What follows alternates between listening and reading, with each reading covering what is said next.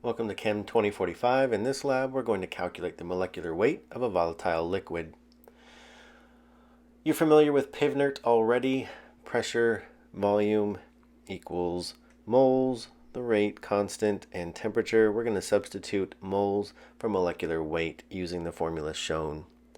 In this lab, we have a volatile liquid that has a boiling point about 20 degrees Celsius below that of water. So we're going to use a double boiler with water and a 125 milliliter Erlenmeyer flask. One more thing to note, you're going to need the actual volume of the flask in order to complete these calculations shown. Also, this is linked inside of the description of the video.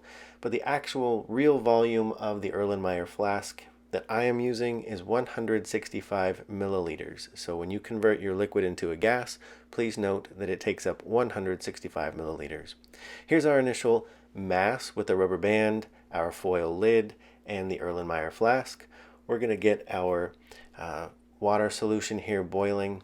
And so we see that it's reached 100 degrees Celsius and it is boiling. It is converting our volatile liquid into a gas. We have a very small pinhole in our foil lid.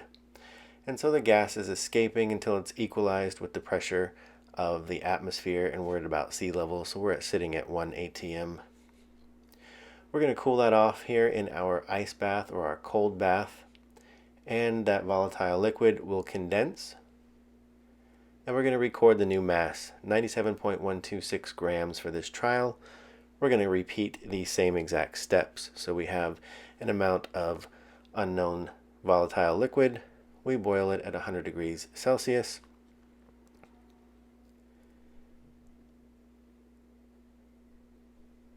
So showing here that it is in fact at 100 degrees Celsius. We know that because the water is boiling. We're at sea level. And again, that excess is going to escape out of the foil lid until the pressures are equalized inside and outside. We'll condense it and then we get our new mass. This one is slightly heavier at 98.603.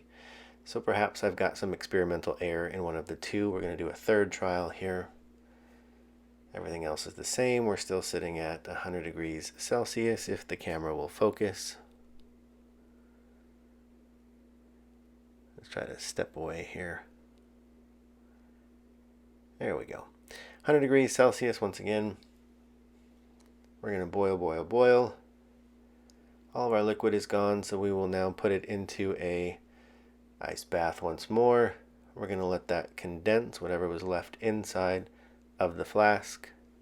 And then we'll record the mass one more time. And remember, our initial mass that we showed earlier minus this gives you the mass of just the liquid inside. So this time it was 97.023 grams. Now you have all the data that you need, and thanks for watching.